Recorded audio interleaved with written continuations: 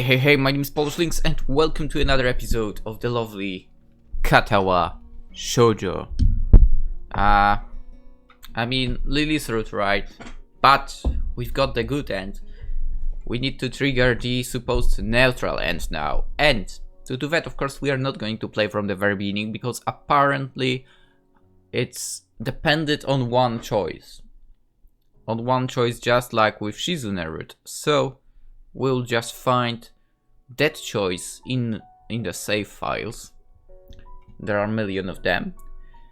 And get on from that point onward. And I think it was over here. That's right. We have to drop the subject. Actually, how did I ever see her again and so on? No, not really. Okay, I mean, let's go. I really don't want to bring up Ivanako any more than necessary. This date is, after all, for me and Lilly. I don't think about previous relationship at a time like this. Which makes sense. No, that was the last I saw of her. We never talked again either. Seconds pass in silence before Lilly speaks again. Moving to Yamaku must have been hard for you, having your friends and even your girlfriend, She was not his girlfriend. taken from you for no fault of your own. The worst of it passed while I was in the hospital. When all that surrounds you is four white walls and a small television, your mind takes on a life of its own. It's like my old school, I guess. I try to not to dwell on what's happened and keep thinking ahead. All the reminiscing does is get me down, and it's largely thanks to you that it feels like things are finally getting back on track. That's pleasing to hear, Hisao. She lowers her face slightly, her expression pensive. I guess I went too far and embarrassed her. I suppose you went through something a bit like what I did when you entered Yamaku anyway, right? I imagine the vast majority of our school students did, after all. You said yourself that you made friends in your school. I can't imagine many followed you. Lily's deep smile drops, her expression unexpectedly darkening. Even her hands retreat to her lap. After a long while, she speaks. Hisao, can you promise not to tell anyone else what I am about to? I promise. She looks slightly taken aback by my serious tone, but then relents and smiles weakly before continuing. When I moved to Yamaku, I did regret losing the friends I'd had at my other school. But there was one person I was most regretted not seeing again. He was the reason I took up English as a future career. He? Considering she came from an all-girls school, that can't have been a schoolmate then. I rejected the confessions I'd received until then for him. After I improved my English skills, his praise was my most treasured reward. It's funny, isn't it? Someone like me, able to boast about the people who have set eye on me, liking someone so utterly unattainable as my tutor. It truly is the most ridiculous thing. Did you? She quickly shakes her head from side to side. I couldn't. Even then, I knew it was impossible. A silence reigns over both of us. This does seem to explain her ardent focus on her future in teaching English, but I can't help thinking of her confession to me. She lost him without ever letting her feelings be known. Did she somehow fear that would happen again, but with me? I don't really know what to make of it. I've heard of such a relationship before. Taboos born of such things as puberty and youth. The fact that she had the good judgment not to act on it is heartening. I know, this must sound strange, but please, don't think of me. Why would I think any less of you for that? To be honest, I think he must have been a very nice person if you like him so much. Not only that, but you stop yourself before going too far. For a moment she looks somewhat lost. My most unexpectedly though, it isn't a second before she starts to laugh. The sound takes me off guard. It's not a giggle, nor a restrained chuckle, but honest and genuine laughter. I find myself smiling at not just at her display of relief and happiness, but for her to trust me enough to let me see this most private of her secrets. Before I realize it, I feel her palm touching my face. Her touch is gentle as ever, with her thumb slowly stroking my cheek. You're a kind, Hisao. I really do love you. Seeing her face like this, with her palm gently caressing my face, I think tonight has been a wonderful night. I guess we've both had pretty weird pasts, eh? I think by most standards, our present is rather odd as well. I smile and hang my head. This woman can easily run rings around me, of that I'm quite sure. I look back around the room with its continued quiet hum of patrons. This place probably fits into the odd category too. It is a tad overbearing. That's one word for it, yeah. I catch the eye of the scurrying waiter, a short, scrawny guy no older than 20.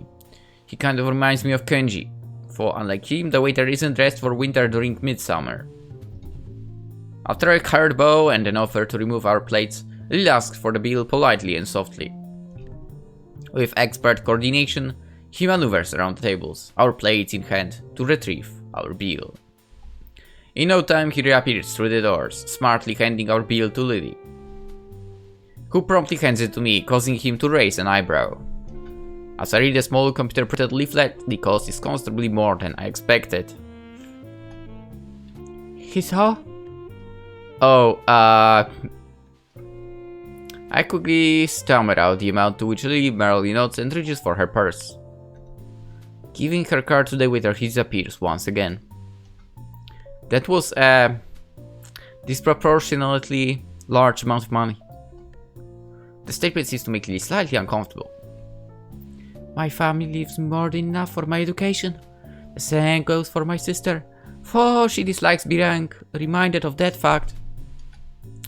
That said, I too dislike throwing money about, but this one time, I think I can make an exception. Just for you. Not only did you choose our date, but you paid for both as well. I take the bridge by nose in my fingers. I can't believe how high you have set the bar for our next date. She gives a small giggle. I'll be looking forward to it, Hisao. The waiter reappears beside us, as if by magic, and hands Lilly's card back to her, evidently picking up on her lack of sight. He places the card in her hand with an extra, perhaps unneeded amount of firmness to make sure of her grip. Leaving, he exercises a measure of diplomacy by keeping a neutral face despite my own expression. Clapping my hands together, I stand up from my seat in order to bring an end to our night out. Shall we be off then, milady? Yes, we shall. Let's go. Oh, okay, the quest will finish soon. I need to open it here. Don't mind me, Harem Heroes. I don't know why I'm still playing this. Yeah! I snap upwards off my sheets and sit bolt upright in bed, as if an electric shock had just run through my entire body. The night air feels cold against the sweat on my bare skin. My breathing short and ragged nearly to the point of hyperventilation. Mind racing.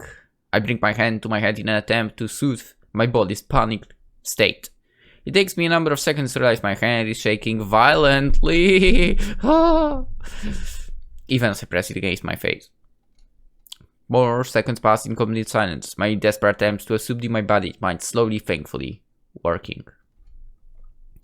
Gathering myself, I start taking measure of the state I'm in. It feels like I've run a marathon. Hisao, do you know what it feels like to run a marathon? I don't know. I know what it feels like to run 10 kilometers for in one go, every second day. Even though it's probably not really a good comparison, but yeah. My legs are heavy after yesterday, by the way. every muscle feeling tense and sweat practically pouring off of me. I carefully direct my attention. Actually, why do I keep the browser open for this? I don't need to anymore. There were no more choices afterwards. I carefully direct my attention to the beating in my chest, measuring out the rhythm in my head. That's how to do it? Dude, you check the pulse on the freaking neck or on the like almost wrist, right? Not Sure enough, my unreliable heart is functioning properly for once. Just what the hell was that? A heart attack, a pet nightmare, medicine side effects. I've heard about panic attacks, and this does seem to have the hallmark of one. I can't even be bothered thinking about it right now. I feel utterly exhausted yet completely awake after this experience. Funnily enough, I also feel completely exhausted. I don't know why. I actually had a decent sleep, I think. Could it be that I am always exhausted because I have a decent sleep? That would suck. I look over to the other side of my bed, the pale white of the silent figure's face almost glowing in the nighttime darkness of the room. Just the sight of her is enough to calm me down significantly. Her graceful demeanor persists even while she's asleep. Her perfectly measured breathing and gentle face make it impossible to tell whether she's awake or truly sleeping. Giving in to temptation, I delicately run my fingertips over her hand. Her skin is so soft to the touch, as it always has been, yet warm even in the cold night. It's at times like this, silently appreciating each other's presence, but that I feel we're closest. My fingers stop at her wrist, and I bring my hand back down to the bed beside me. I'm not entirely sure why, but as we became ever closer to each other, it felt as if something grew between us. I'm not entirely sure what it is, nor whether it existed before we'd fallen in love. Everything is moving so fast. I don't mind it at all, but it feels unlikely to be pushing things this much. Thankfully, there aren't any students smiling around the hallways at this hour of the morning.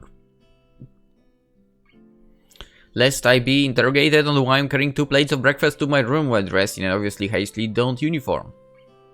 I would answer, the other one is for my neighbor next doors. It would be a lie, but whatever. That isn't to say things like this never happen, of course. A single security guard patrolling between 2 sets of bedrooms situated right next to each other. It's a very small force compared to the adolescent hormones. Come to think of it, the fact that it's Monday morning probably helps. I'm not really sure why, but Mondays seem to bother me less than they do most others. Monday was yesterday for me.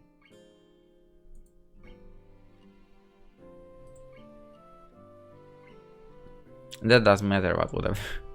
It takes a little creative use of my hands and elbow, but eventually I managed to work the door to my dormitory room open.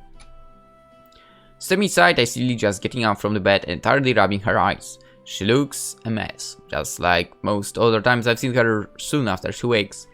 That's me, by the way, as well. She really isn't a morning person, that's exactly me. But then again, I mean, if my sleeping schedule was not messed up since always, maybe I would not be so terrible in the mornings. But I'm absolutely terrible. Don't talk to me if it's morning, by the way, and I woke up like 5 seconds ago. Because I'm super grudgy as well at the time. Sorry, I didn't mean to wake you. She grudgingly shakes her head. The warning light illuminating her makes for a very pleasant sight. It's okay. I needed to get up anyway. What time is it? I put my plate down on my desk and turn the clock around to check the time.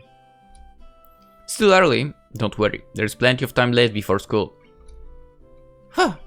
She sits on the side of the bed and begins to sniff the air. As she does so, I quickly move her plate away and put it on the desk beside mine. Yes, I got us some breakfast. Shower and clothes come first, for. That's bullshit, by the way. That's a bullshit rule. No, the breakfast comes first. What? Maybe you want to tell me that you brush teeth before breakfast as well, Hisao? That's ridiculous. What's the point of brushing teeth if you are getting them dirty with breakfast 5 seconds later? What's the point? What's the point? I don't get people who do that. She stands to the vent with her chin pointed slightly out. I gladly acquiesce and press my lips to hers, savoring the soft feeling before breaking off. With a small, sweet smile, apparently quite satisfied, she slowly makes her way to the showers. Which is risky, given that we are in male dormitories, and, as we know, the showers are shared by the students living there. They are not in your own room. I stretch to try and wake myself up a little more, briefly looking at the steaming dishes on the desk. Rice, fish, miso soup, and some vegetables, a standard breakfast for a somewhat unusual day. I grab the bottles from the desk and start taking my daily regimen of pills.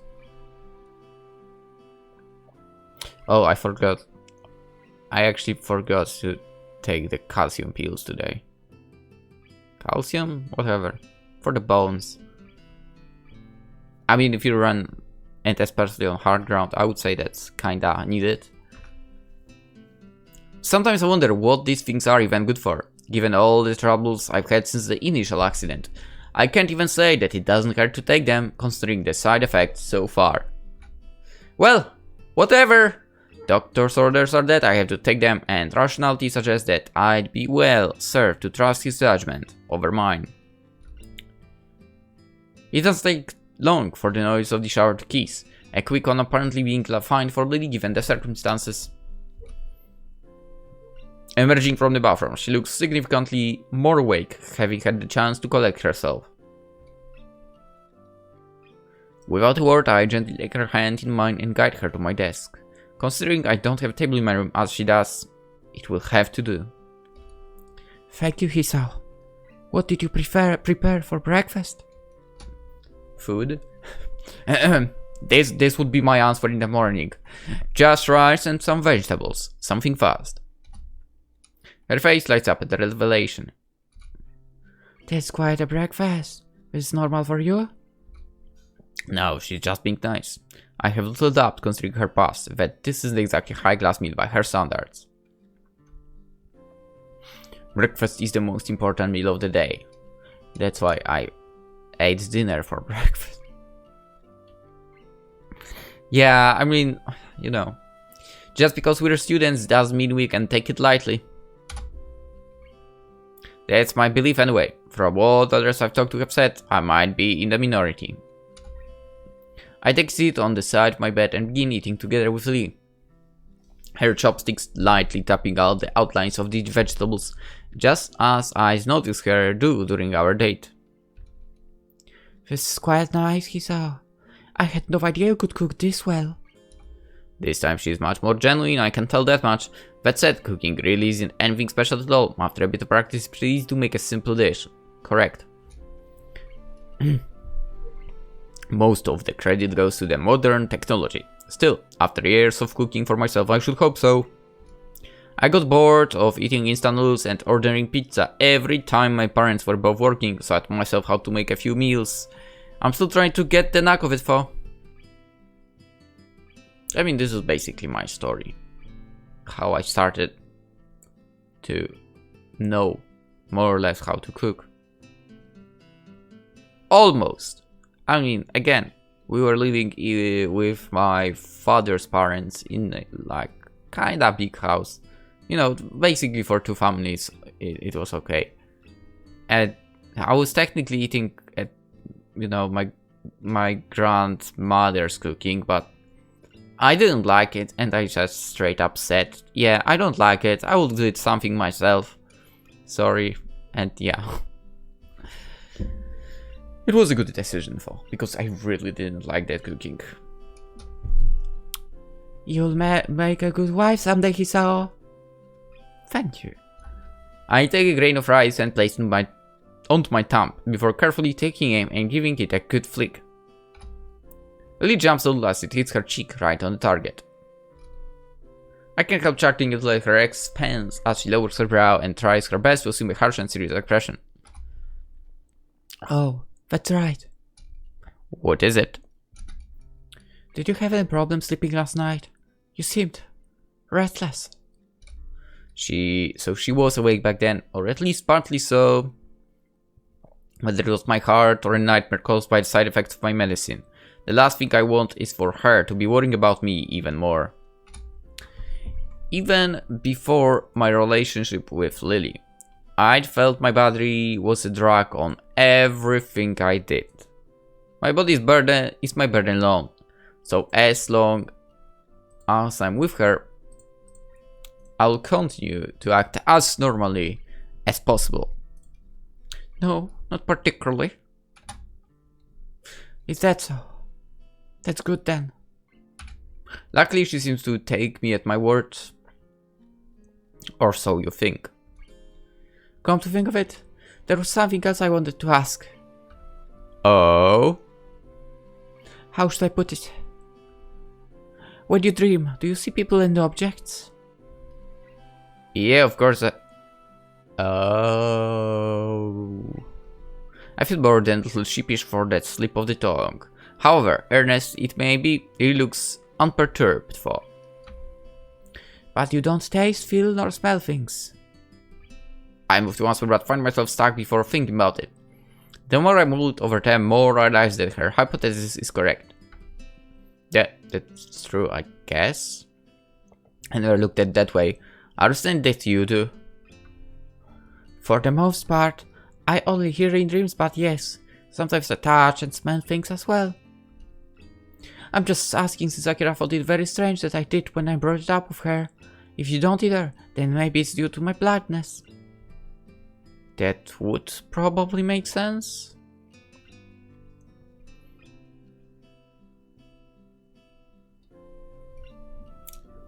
Oh, I felt this coming, the yawn. Sorry. You rely on your other senses more than me, so maybe that affects your dreams as well. The wonders of the human body, I guess. For the rest of the time before school, we quietly eat the hearty breakfast in front of us, exchanging a few small pieces of small talk, as we do. A quick peek out the door assures that nobody is looking directly at the entrance for the boys' dormitories, so we walk out with the path clear. Ah, the weather is good today. I stretch as Lee and I make our way outside, the bright morning sun beaming down on us. By now, a few students can be seen doing the same, making their way to the main school building, either from the dorms or through the main gate. It does feel nice and warm. Our hands linked and her cane tapping the ground, we begin in earnest our trip to the school building, enjoying the chatting throngs of students around us. This will be the last day of exams now. Yeah, how are we going on them? I mean in them. Fairly well. All things considered, you seem a bit stressed by them though. It's that obvious, huh? I don't think it's just the exams though. A lot of stuff's been happening in a short amount of time, and I'm not doing that well on the humanities subjects. Is it weird that I don't think I've ever felt truly stressed about exams? Like, quite literally. For example, in junior high, I was like 15 minutes. I arrived literally 15 minutes before like the final exams in junior high school started. And you know, it was quite kind of important because high school was next, right? And you had to get some results on that. Somewhat good, I guess. So I guess not really, given I know some people that definitely had terrible results and still got where I was, unfortunately. Anyway, I arrived like 15 minutes before the exam started, and you know, everyone went to the gym already, and I was like, yeah, I'll go to the store next on the other side of the street to get something to chew on for the 15 minutes. Maybe something to drink, why not? they literally entered the gym like 5 minutes before it started. Everyone in panic. Calm down, we still have 5 minutes. It's not like you explained anything before that time. Because teachers would start explaining everything like on the point of where supposedly the exam starts. And yeah, the start of actual writing would be later. And why am I speaking of that still? Let's go. You're doing well in science, aren't you? Well, it would be hard to do well in science for me. Wow. Come to think of it, did you say before that you weren't very good at science maths? She suddenly looks very sheepish, my remark no doubt hitting home. Lee's sense of pride really can be a double-edged sword. Well, aside from that, have you ever thought what you might do with that ability? It seems a pity to waste it. A bit, mostly at Buto's prompting. In any case, I'll probably end up doing science as a card in some form. That's good to hear, Hisao. As we enter the gardens, I suddenly receive an unsolicited pat on the back. The green-dressed culprit danced around to meet me, evidently not paying any heed to Lee at my side. Hey man, what's up? Haven't seen you in a while. Hey. Just been busy lately with the exams and stuff. Exams, exams. A true Renaissance man needs no studying to excel in such things. Kenji does strike me as the kind of person that does well in school, even if he has a horrid attendance record and poor work ethic, so I have little reason to doubt his ability. To be honest, I'm a little envious of him. Between studying for exams and my time with Lee, I've had practically no time for myself. Maybe this is a bit like how Yuko feels. Good morning, Seto. It's good to hear you're doing well. He feels slightly odd to see Lee speaking so formally. She's come to address me more casually over the months, for I have seen her speak more formally to her classmates from time to time as well.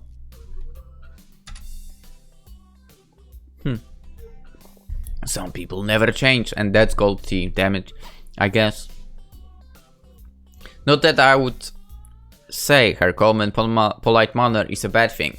It was one of the reasons I liked being around her to begin with, after all. Kenji seems to take a while to work out who it is beside me, and probably hasn't noticed us holding hands either.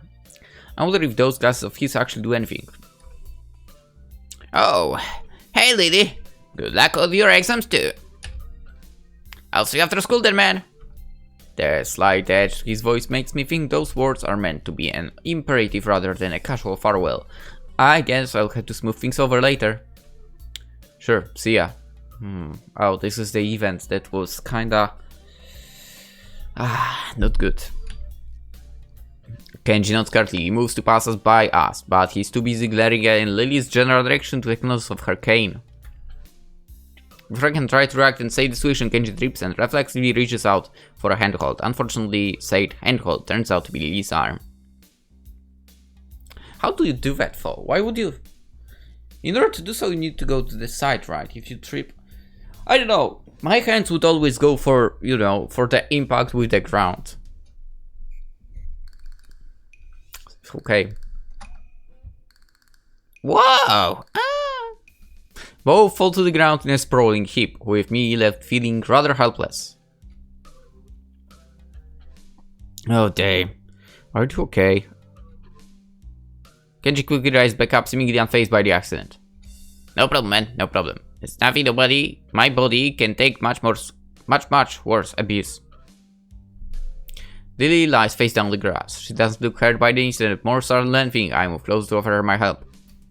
Are you alright, Lily? Hey, Sato!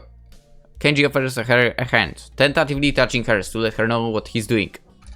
He says some odious things sometimes, but I do think he may be a genuinely good person at heart. Fuck, I did not want to click.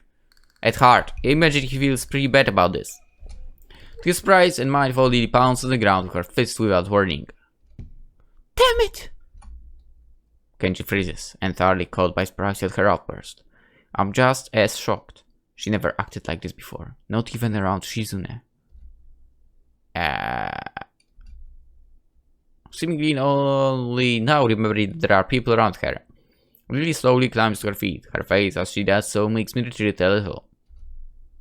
I only catch a glimpse of her expression before she turns away, but it's something I'll forget soon.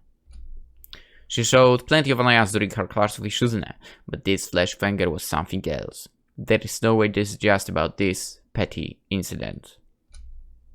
She paused for a moment before sighing and walking on ahead. I really don't know what to make of this. I talked to the later dude. See ya. Yeah, see ya. Kenji scratches the back of his head, trying to find something to say, then shrugs and walks away, giving us a wide berth. I could catch up to Lee. She turns her head to acknowledge my presence, but nothing else.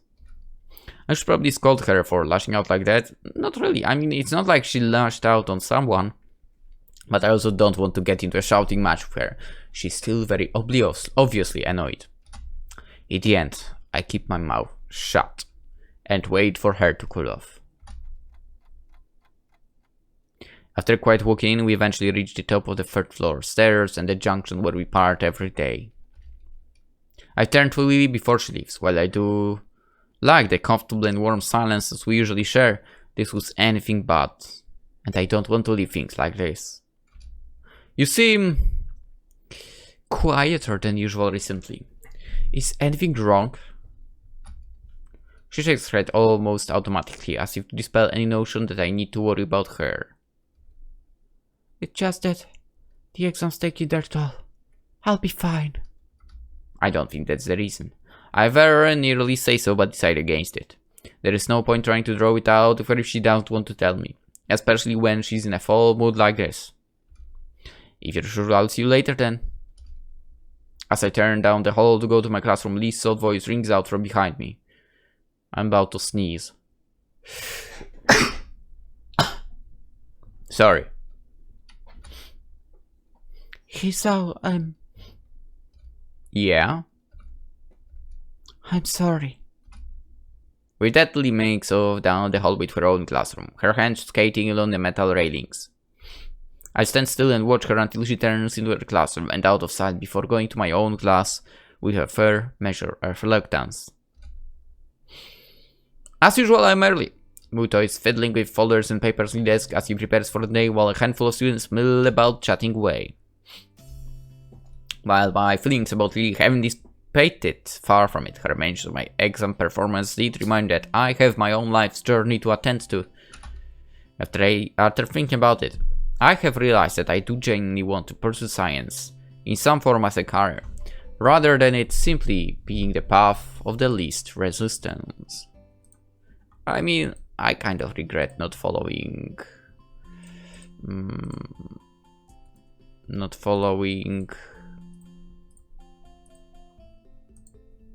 I guess languages. I mean, I could probably do something with English. Now I kinda don't care much, you know. I just go with what I know and what I kind of inherit from freaking games and movies and so on. So basically how I started kind of learning it, right? Because you can say that school taught me more than that. But yeah. Whatever. Until now, I didn't have much of an idea of where in the field I wanted to go. Just sigh. Why did I make that voice? I don't know as well. Sorry for a second. Yeah, nothing important in the end. Just science is a very broad category of jobs. Something you mentioned earlier focused on my thoughts. Something I'd only really pondered about before. I'd not seriously considered following this specific path. I walk up to Muto's desk. His attention to focus on preparing for the day's lessons to notice my approach is the same every day. Good morning. He looks up with an expression of mild surprise that's quickly replaced by his typical awkward smile. Good morning, Nakai. Can I help you? Do you mind if I ask you something?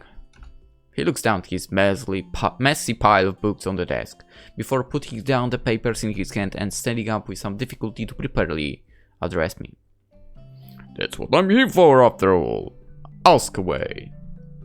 I was just wondering, what will say is the motivation behind teaching? He thinks on the question for a few moments before responding, evidently far from having a prepared answer. If you talk to 10 different teachers, I think you will get 10 different answers to that question. Well, I can only speak for myself. I'd say that I teach because... He sinks into thought again, carefully assessing the way he wished to present his idea. Think of it this way. When you were a child, you probably played with sticks and pebbles in moving water such as the gutter or puddles, right? Yeah, I think a lot of people do that when they're young. Well, it's not just when they're young for some, for it does take on another form. My point is for that when one is doing that, they're curious about how the water will flow or be changed. Everyone, even at a young age, possesses an intense wonderment about how the world about them works, even in its smallest forms. I still feel that sense of wonderment about the universe. Even just reading about new discoveries or classic experiments gives me a renewed sense of awe at how marvelous everything is, from the farthest stars to the smallest puddle. I just hope that I can give others even a small piece of that wonderment I feel. If I can do that, even if it's just for one person, I think that I can be happy as a teacher. He scratched his head and he mentally reviews what he said. I feel like I understand him better now.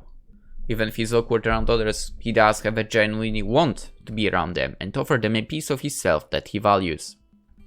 What he told me yesterday rings in my ears.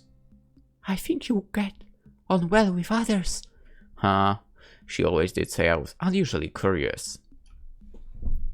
Sorry if that was a little mandrake. Does it answer your question? It does, thank you. I also had another question actually. What might that be? Do you have any college brochures or guides? It's about time I started getting some applications in. He nods and bends down to look inside his desk. As he does so, I notice that he is wearing a remarkably genuine smile. I don't think I've ever really seen him act this natural around others.